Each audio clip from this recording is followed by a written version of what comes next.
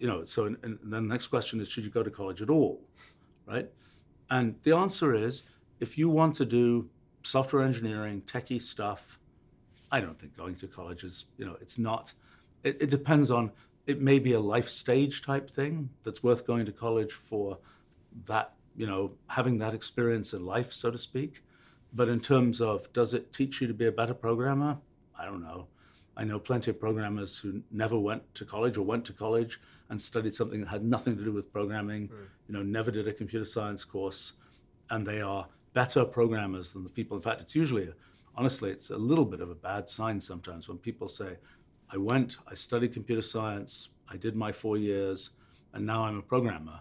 It's like, well, actually, many of the most sort of natural and talented programmers, don't need to go through programming school, so to speak. So I think that's, and I've seen, we've had a bunch of people at this company, for example, who have come to work here, without going to college, going to, some small amount of college and so on, and often very successful. And actually, one of the things that's ironic is that often those people have broader interests and knowledge than the people who've gone through the super fancy educational process. And, the people who've got PhDs and so on, now some of them have broad interests, and particularly the ones who end up working at this company. But sometimes it's like, I studied this for my PhD for 6 years, and now that's what I do. And that's the only thing I know about and care about. And so that's a very long answer to what might have been a simple question. And I think probably the answer is, it really depends a lot on the person, how they learn things, and what they're actually interested in, which, you unfortunately find an awful lot of kids these days who've gone through school, they've done really well, and you say, what are you interested in? I don't know, I don't really know what I'm interested in. And then they'll go through college and they'll do well in college, and they'll get to the end and they'll say, what am I going to do next? And maybe they'll go to graduate school, or maybe they'll go to the career fair and they'll see, who has the best candy, and then they'll be working for, big company X. And then, maybe they'll wake up a few decades later and say, oh, maybe I should have done something different. But that's, I think it's always great when people have sort of things that they realize they're interested in. Sometimes people have things that they're interested in, and they're like, how could I make a living doing this thing? There's something they're interested in, but it's like they don't know how to get there from here, so to speak.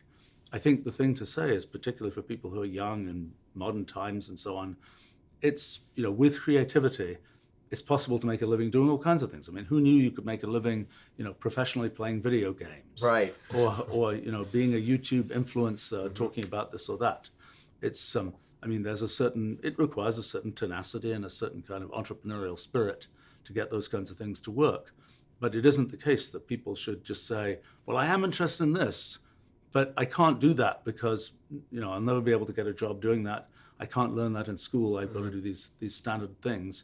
And, I think that's a shame, because I think people can, with creativity, it's often possible to find those things. I mean, you could be unlucky and you could have a thing you're really interested in that at this time in history just isn't possible, or just isn't, you could be interested in discovering the source of the Nile or something. But sorry, that's one's been done. Or you could be interested in,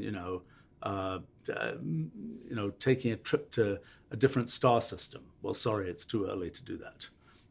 But usually there are, I think it's with a little bit of creativity, that's the problem to solve, so to speak. And I think that should inform what people study in college. Another thing I might comment about college, I'll make two, since you asked me about college, and since, first point is that in almost any large college, there are all kinds of interesting things to find to do.